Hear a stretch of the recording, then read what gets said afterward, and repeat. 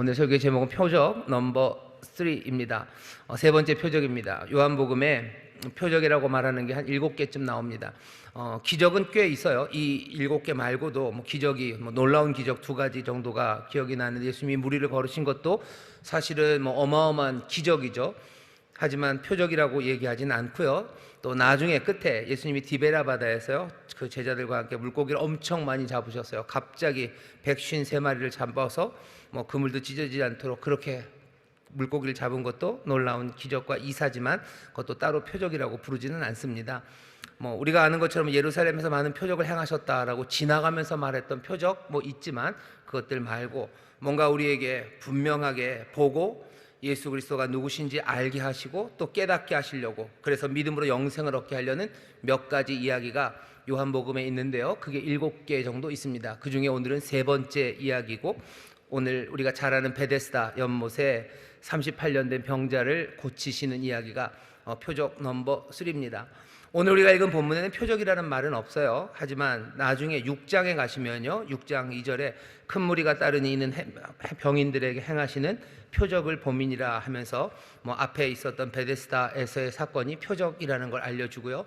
예수님의 기적의 이야기들 중에서 이만큼의 분량으로 여기 적어 놓은 것은 우리에게 분명히 뭔가를 가르치기 위한 의도, 그 뜻이 있기 때문에 이 말씀이 여기 있는 겁니다. 그래서 오늘 우리는 세 번째 표적, 요한복음에 나오는 소위 세 번째 표적의 이야기를 봄으로써 이 말씀 가운데 우리가 깨달아야 될 바가 뭔지, 도대체 우리에게 무엇을 보여주시려고 이 말씀을 우리에게 주시는지, 우리가 여기서 믿어야 되는 게 뭔지, 그리고 그 믿음이 우리를 어떻게 영생이라는 그 생명으로 인도할지 살펴볼 겁니다. 그래서 오늘 금요일 밤에 함께 예배하고 또 기도하는 우리 모든 성도들이 정말로 주 안에서 새로운 소망을 갖기를, 또 주께서 우리를 인도하시려는 그 생명이 무엇인지, 그 삶이 무엇인지 분명히 알고 또 간구하며 기도해서 그 생명을 받아 누리는 그런 성도님들이 되시기를 바랍니다.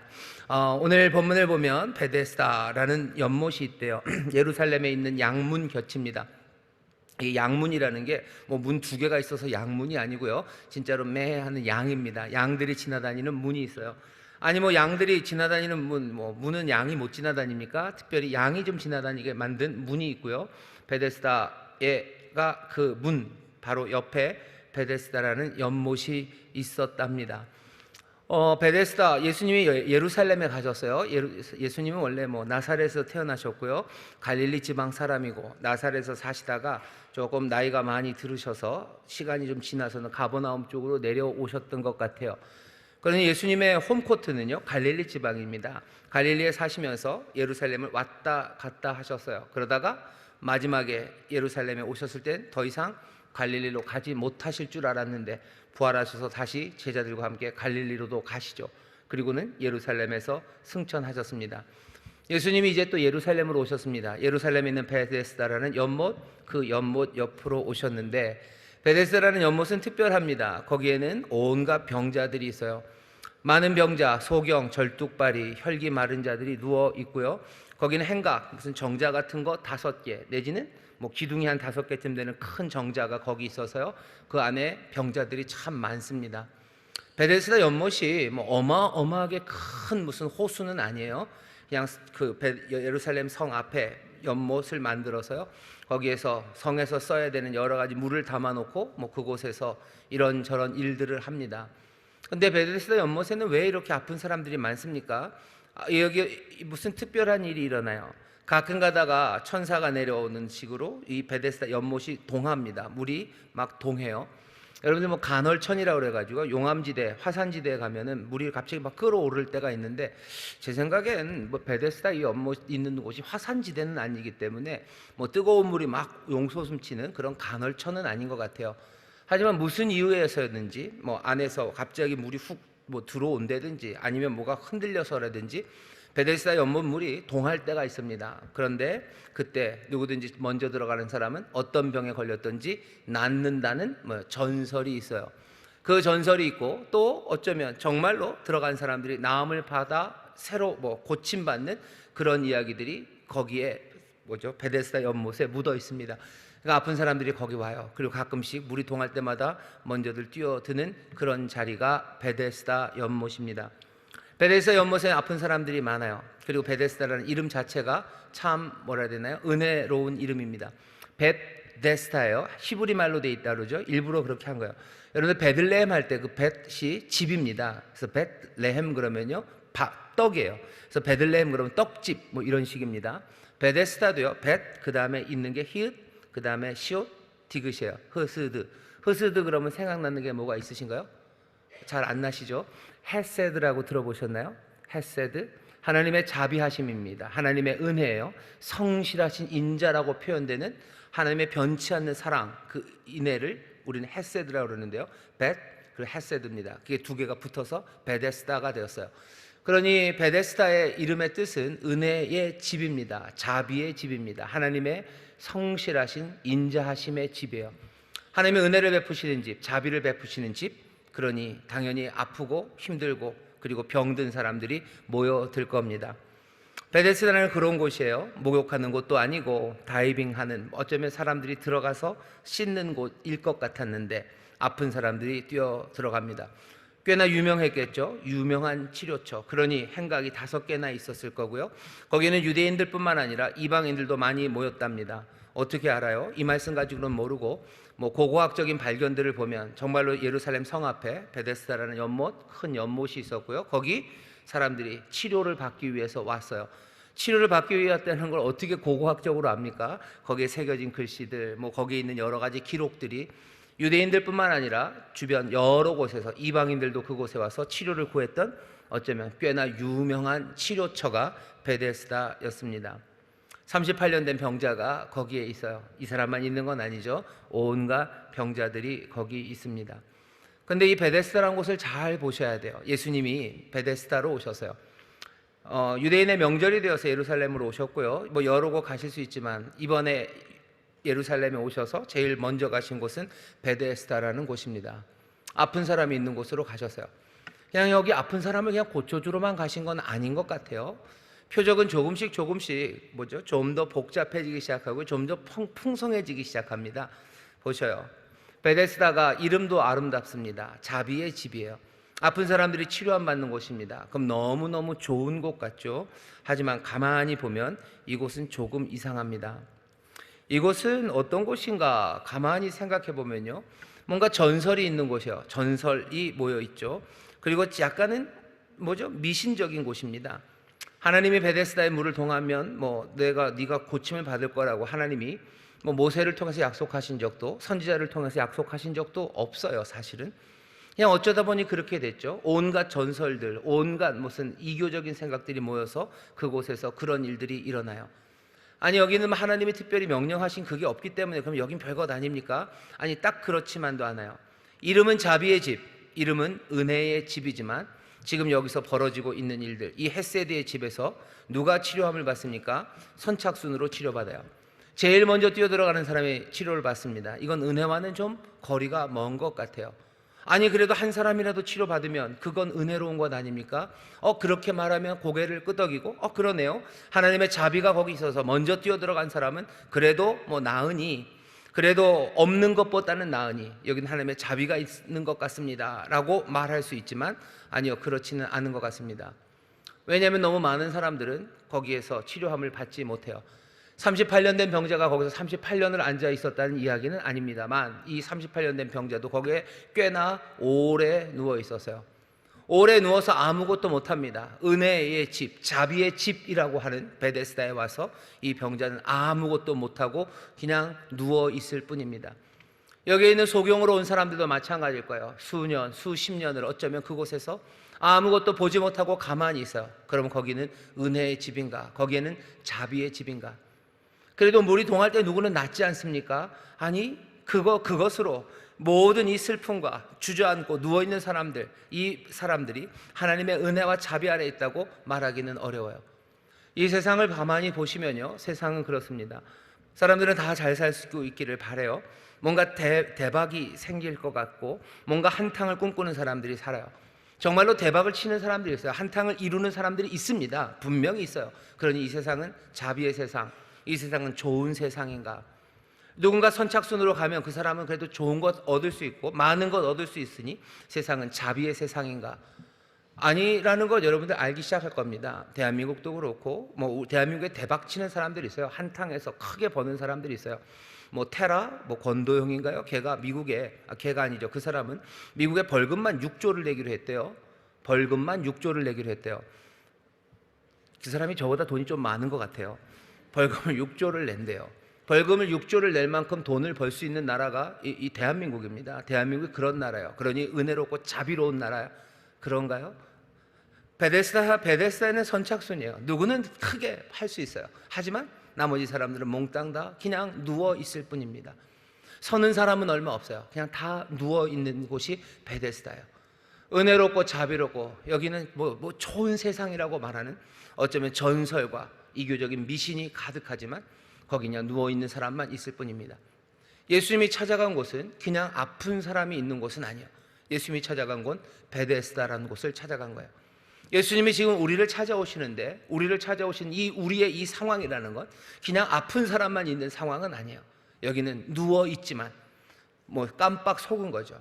누워 있는 이 세상이 자비의 세상이고 누워 있는 이 세상이 좋은 세상이라고 생각하면서 누워 있는 그 사람들에게 예수님이 지금 오시는 겁니다. 누워 있는 사람들 뭐 하시려고요? 일으켜 세우시려고 오신 거예요. 오늘 베데스다에서 일어나는 일은요, 누워 있는 사람을 일으켜 세우시는 일입니다. 예수님께서 이 38년 된 병자, 이 사람의 병명이 뭔지 몰라요. 뭐 앞에는 뭐 문둥병자도 있고요, 뭐 이렇게 병의 종류가 있습니다. 뭐 열병을 걸렸다고 그러고 있는데 38년 된 병자는 무슨 병인지 모릅니다. 그냥 딱 하나밖에 우리는 몰라요. 그 사람이 그냥 누워 있었어요.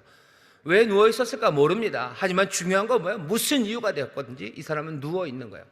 주님께서 누워있는 이 사람을 일으켜 세웁니다. 베데스다는 그런 자리야. 우리는 어디에 누워 있습니까? 이 세상이 좋은 세상인 줄 알고 누워 있는 거예요.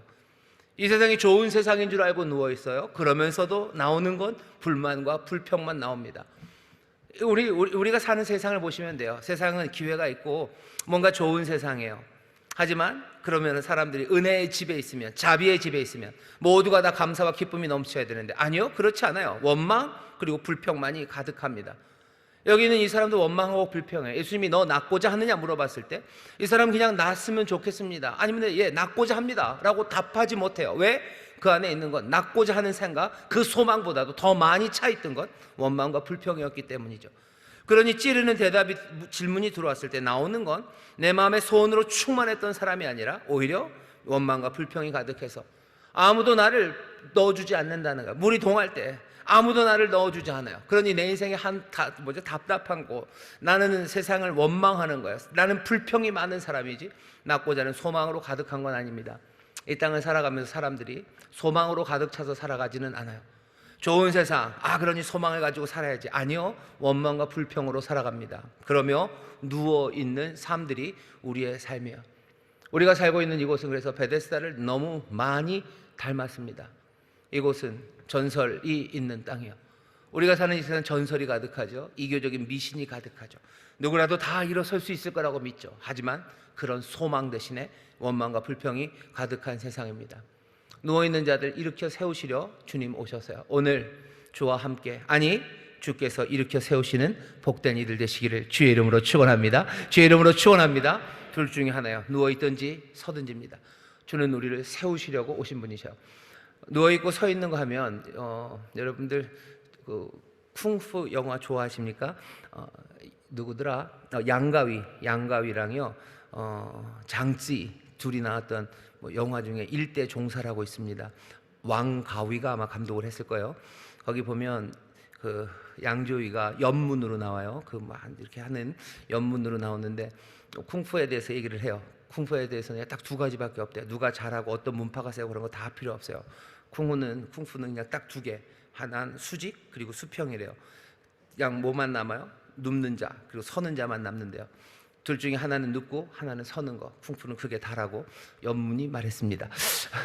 오늘 그 얘기를 하고 싶어요. 그냥 둘 중에 하나예요. 누워 있을 건가 서 있을 건가. 베데스다, 어쩌면 이 묘한 자리로 예수님이 오셔요. 그리고는 이 병자에게 묻습니다. 네가 낫고자 하느냐? 네가 정말로 낫기를 원하느냐? 어쩌면 전곡을 찌르는 이 질문을 합니다. 이 사람은 아까도 말씀드렸어요. 낫고자 하는 소망, 그건 없어진 것 같아요. 어느샌가 원망과 불평으로 살아갈 뿐이에요. 누군가 나보다 넘들이 더 빨리 들어간다는 핑계 대면서 그냥 주위를 어슬렁 대며 하루를 연명하는 누워있는 사람입니다. 소망으로 살지 않아요. 병들면 나으려는 소망으로 살 것 같은데 아니요, 소망으로 살지 않아요. 원망과 불평으로 삽니다. 정말로 낫고자 하느냐? 예수님의 이 질문에 이 사람은 이상한 대답을 하죠. 하지만 예수님은 이 질문에 대한 대답 거기에 구애받지 않으십니다. 제가 다시 읽겠습니다. 내가 낫고자 하는, 예수께서 그 누운 것을 보시고 병이 벌써 오랜 줄 아시고 이르시되 네가 낫고자 하느냐? 병자가 대답하되 주여 물이 동할 때 나를 못에 넣어줄 사람이 없어 내가 가는 동안에 다른 사람이 먼저 내려가나이다. 예수께서 가라사대 뭐라고 하셔요? 할 말이 많으셨을 거예요. 하지만 예수님의 대답은 그것에 얽매이지 않습니다. 뭐라고 얘기하십니까? 일어나 네 자리를 들고 걸어가라 하시니. 예수님의 이 말씀을 보셔. 오늘 표적이 보이시는 겁니다. 표적은 뭘 보이셔요? 베데스다를 우리에게 보여줘요. 베데스다를 보여줍니다. 베데스다에 누워있는 사람들을 보여줘요. 은혜의 자리, 은혜의 집, 자비의 집이라고 하나? 거기 누워서 소망도 갖지 못하고 원망과 불평으로 살아가는 누워있는 사람들을 보이셔요. 우리의 자리를 보이시죠. 그리고 예수님이 오셔서 하시는 일을 보이십니다. 예수님이 일어나 오셔서 뭐라고 얘기하셔요? 그 환자의 질병을 여기 잘 보시면 그 병을 치료해 주셨다는 이야기는 없어요.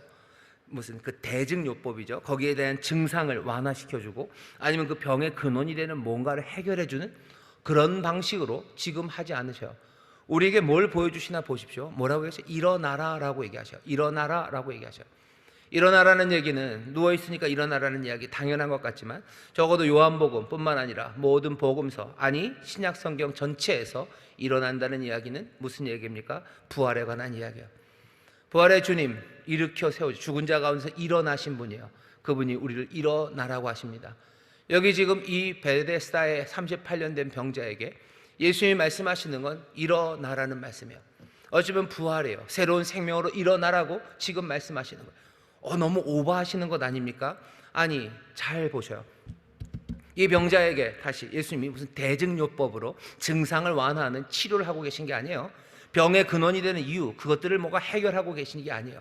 그냥 뭐예요? 다짜고짜로 일어나라고 하십니다. 다짜고짜로 일어나래요. 일어나랍니다. 그리고 하시는 말씀, 네 자리를 침상을 들고 어떻게 걸어가랍니다. 걸어가래요. 페리파테오, 걸어가라. 너 가라. 두 가지 얘기하셔요. 부활로 일어나라. 부활의 생명으로 일어나라. 그리고 너 걸어가라. 걸어가라는 건 뭐죠? 사명을 주고 보내시는 겁니다. 여기 이 사람에게 만난 지 얼마 되지도 않은 이 사람에게 질병의 증상 이런 거 묻지 않으셔요. 그냥 일어나라. 그리고 가라라고 말씀하셔요. 어쩌면 이 예수님의 말씀은 그러니 여기 있는 우리 모두에게 다 동일하게 적용되는 말씀입니다. 우리에게 하시는 말씀은 너무 어지럽니? 어지러움을 치료해. 아니, 하나하나 그 문제 해결하러 오지 않으셨어요. 예수님은 부활의 생명을 우리에게 주시며 부활의 생명을 일어나라. 그리고 내가 너를 보낸다. 그러니 너 가라. 걸어가라라고 우리에게 말씀하시는 거예요. 예수님이 이 땅에 오셔서 치료하시는데 우리를 고치시는데 베데스다가 장담했던 것들, 베데스다가 우리에게 전설처럼 이야기했던 어쩌면 그것들은 기껏해야 간헐적으로 일어날 뿐이고 아니면 최악의 경우 그냥 헛된 꿈일 그런 이야기만 우리에게 가져다 줍니다. 하지만 예수님은 다르셔요. 예수님은 우리를 그냥 일으켜 세우시고요, 부활의 생명으로 일으키시고 우리를 걸어가라고 보내시는 분이셔요. 예수님에 대해서 여러분들 어떻게 생각하십니까? 예수님은 AS팀이 아니셔요. 내 삶의 고장난 부분들, 그 고장난 부분들을 뭔가 그거 고쳐주시기 위해서 하나의 문제로 잘못된 것을 고치러 오시는 분이 아니셔요. 무슨 귀뚜라미 보일러 고장났기 때문에 귀뚜라미 보일러 제일 잘 고치는 그 AS팀의 아주 팀장님이 우리에게 오신 게 아니에요. 예수님이 이미 있는 이 세상의 옛 세상의 문제들을 이제 고치시기 위해서 하나하나 고쳐내려고 오시는 분이 아니셔요. 오늘 여기 보면 이 사람 지금 고치고 계시지 않으셔요? 예수님은 그럼 뭐 하십니까? 예수님은 난로 고치러, 보일러 고치러 오신 분이 아니에요. 예수님은 어떤 분이십니까? 봄을 가져오신 분이셔요. 봄을 가져오신 분이시고 그냥 그분이 오심으로 봄이 시작되었음을 우리에게 알려주시는 분이시지 예수님은 보일러 수리공이 아니십니다. 이 사람 이것을 믿음으로 받았는지 안 받았는지 그런 얘기는 없어요. 하지만 이 사람 일어납니다. 정말로. 그리고 걸어가기 시작해요. 그게 오늘 기적의 이야기예요. 베데스다에서 예수님이 38년 된 병자를 고치셨어요. 하지만 가만히 보면 고치시지 않으셨어요. 부활의 생명으로 일으켜 세우시고 그리고 가라고 보내셨을 뿐입니다. 이 말씀이 오늘 우리에게 표적으로 주어집니다. 표적으로 주어져요. 어쩌면 오늘 이 말씀에서 우리가 주목해 봐야 되는 건 이 사람이 걸어가는 그 길인지도 모릅니다. 예수님은 누워있는 우리를 일으켜 세우셔서 걸어가게 하시는 분이셔요. 우리를 걸어가게 하셔요. 왜 그 일이 가능합니까? 봄이 왔기 때문이에요. 새로운 세상이 열렸고 부활의 생명이 역사하는 그 세상이 열렸기에 이제 더 이상 옛 방식의 문제되었던 것들을 옛 방식의 힘으로 고쳐야 될 필요도 이젠 더 이상 없습니다. 예수님은 그냥 일어나라고, 그냥 걸어가라고 그렇게 말씀하실 뿐입니다. 오늘 이 명절이, 유대인의 명절이 어떤 명절인지는 잘 모르겠습니다. 어떤 명절이라고 나와 있지는 않아요. 하지만 2장에서 6월절이었고요. 나중에 7장에서 초막절인 걸 보면 여기 중간에 있는 5장은 봄, 그 다음에 어디죠? 가을, 그 중간에 아마 오순절쯤 될 거라고 생각해 본다면, 오순절이라면 하나님의 백성들이 여호와의 율법을 받아서 이제 새 삶을 시작하는 그날입니다. 여기 이 사람에게 그냥 새 생명을 주시고 새 길을 보이시며 이 사람을 떠나가게 하신 거예요. 걸어가게 하신 거예요. 그게 이 본문이, 그리고 이 표적이 우리에게 전하는 말씀이라면 오늘 우리가 이 표적 가운데 보아야 되는 건 주님이 우리를 일으키시니 우리는 뭐 하는 거예요? 주의 보내심 따라 걸어갈 수 있습니다. 어떤 문제, 우리를 붙잡고 있는 것, 우리의 연약함으로 우리를 가로막는 것, 우리를 누워있게 만들었던 것, 온갖 세상의 달콤한 이름들, 우리의 원망들, 우리의 불평들, 그 모든 것들을 다 뒤로 하고요, 그냥 훌쩍 일어나 그리고서는 주의 말씀 따라 툴툴툴 걸어가는 사람들, 그것이 지금 우리 앞에 펼쳐지고 있는 표적의 모습입니다. 내 삶에 여전히 옛 방식으로 아픈 것들이 있어요. 옛 방식으로 아픈 것들을 주께서 내 삶의 옛 방식으로 고치시지 않을지도 몰라요. 어쩌면 이 사람 여전히 어딘가 지금 골골하고 있는지도 모릅니다. 왜? 거기에 대해서는 설명이 없어요. 그냥 일어나라 하셨어요. 일어나라. 그리고 어떻게 해요? 짐상을 들고 너 걸어가라 하셨어요. 이 사람은 더 이상 누워있지 않아요. 침상에 누워있지 않습니다. 그거 들고 걸어가기 시작해요. 그럼 그 사람의 질병은 다 고쳐졌나요? 그건 관심 없습니다. 상관없습니다. 왜? 지금 우리에게 오셔서 말씀하시는 이는 이 새 세상 봄을 가져다 주신 분이기 때문에요. 이 보일러가 잘 고쳐졌는지 안 고쳐졌는지 그것은 별 상관없어요. 왜? 이제 봄이 왔어요. 그건 필요 없어요. 부활의 생명으로 일어나 나는 주가 걸어가라 하신 그 길을 걸어가면 됩니다. 주는 그렇게 일으켜 세우시고 걸어가라고 명령하시는 분이십니다. 오늘 이 표적 가운데 이 놀라우신 주님을 만나시기를 주의 이름으로 축원합니다. 주의 이름으로 축원합니다. 주의 이름으로 축원합니다. 주님은 그렇게 우리를 새롭게 하십니다. 놀랍게도, 그리고 묘하게도 또 이날은 안식일이었대요. 왜 이를 안식일에 하셨습니까? 어쩌다 안식일? 아닌 것 같아요. 예수님이 일부러 안식일에 하신 것 같습니다. 왜? 지금 이 38년 된 병자가 당장 죽게 된 거 아닙니다. 아시겠지만 여기 병자가 위급한 상황이었다는 말이 없어요. 코드블루 무슨 그러면서 어레스트 그러면서 살려내야 되는 그런 상황 아니에요. 그냥 안식일이면 그 다음날 하시면 됩니다. 아니면 너 그 다음 안식일이 지나면, 너 해지고 나면 그 다음에 들고 가라 하셔도 돼요. 근데 예수님은 딱 그냥 안식일에 들고 가라고 일부러 하신 것 같아요. 뭔가를 보여주시기 위해서죠. 표적처럼 보이시기 위해서요. 안식일날 이 사람이 뭔가 들고 가니까 사람들이 너 뭐냐고, 왜 이거 들고 가냐고 사람들이 다 모입니다. 아니 나를 낫게 하시니까 들고 가라고 하니 내가 어떻게 안 들고 갑니까? 라고 얘기해요. 그 사람이 누구냐? 모른다. 이야기가 분분했어요. 유대의 명절, 사람들 많이 모일 때, 그러면 그 안식일이었는데 그 침대 하나 들고 가는 사람이 그렇게 눈에 띕니까? 예, 눈에 띕니다. 왜? 예루살렘에서 안식일에 침대를 들고 다니는 사람은 아무도 없어요. 아니 정말 아무도 없습니까? 정말 아무도 없습니다. 왜? 유대인들은 안식일을 그렇게 지켰어요. 안식일을 어마어마하게 지킵니다.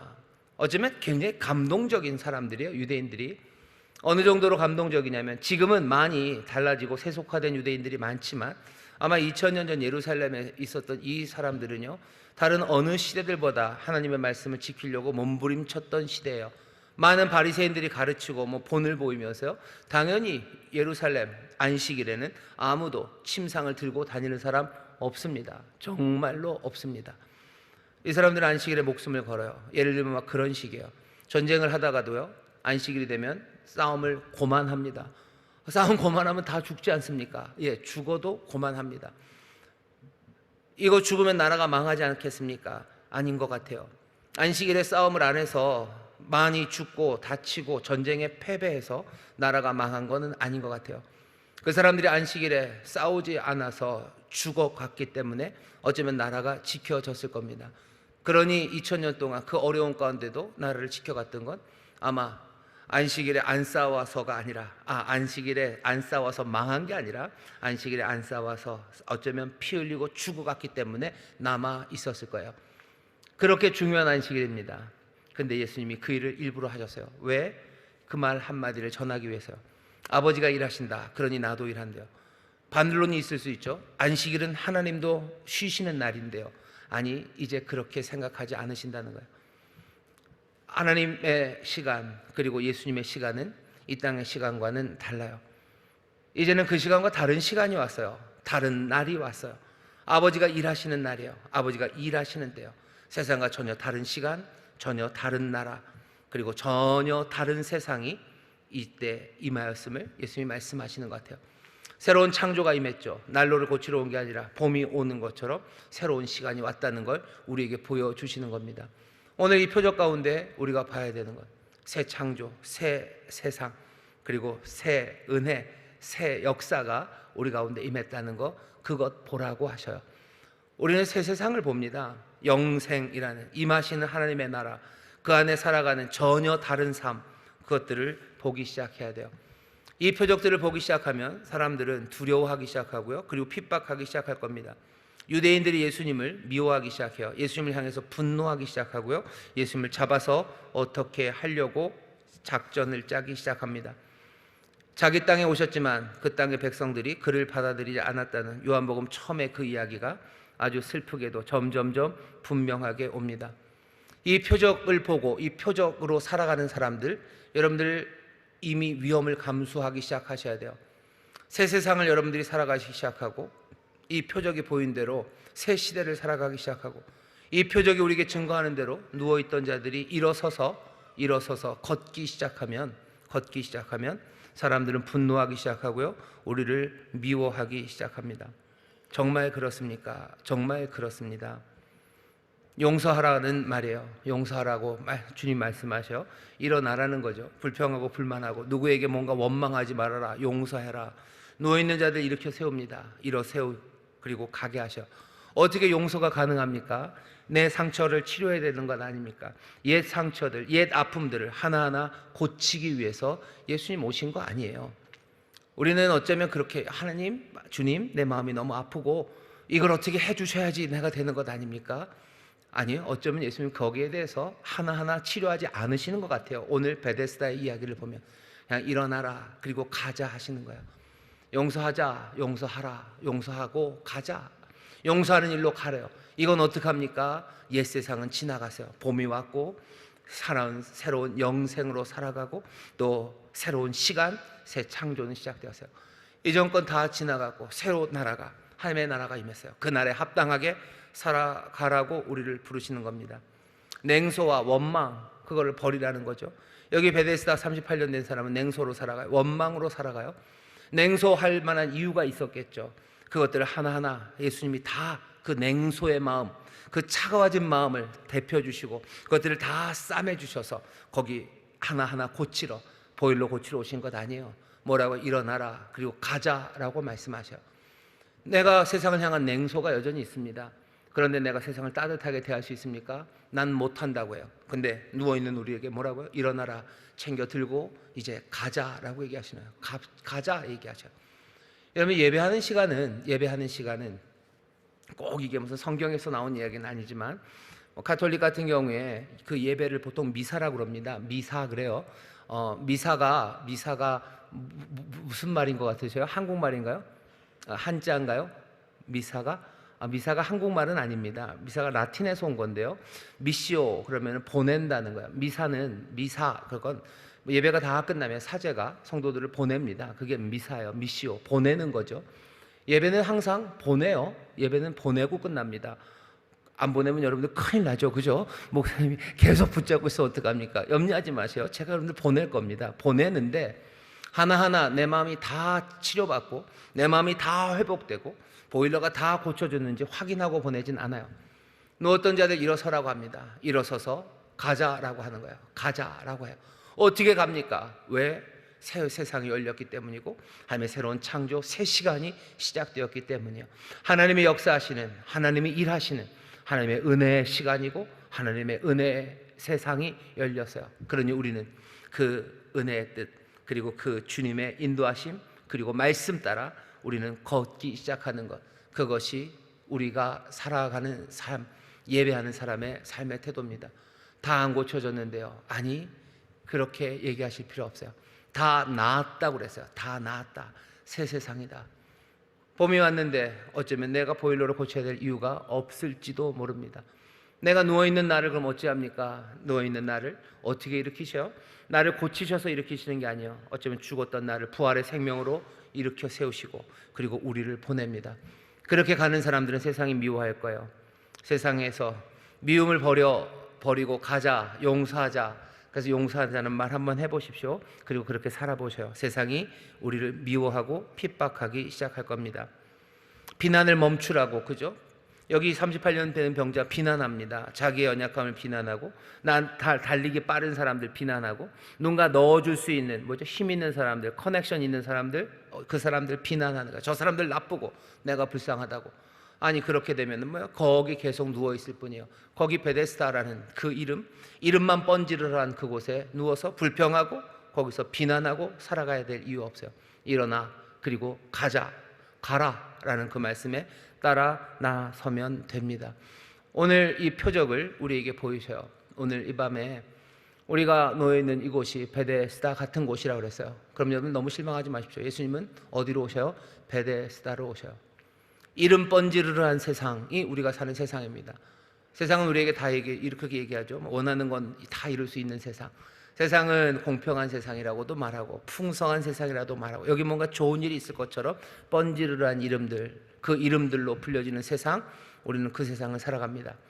이곳엔 전설이 있어요. 이곳은 온갖 이야기들이 난무하는 세상입니다. 치료의 이야기, 성공의 이야기가 난무하는 세상이에요. 하지만 대부분은 누워 있을 뿐입니다.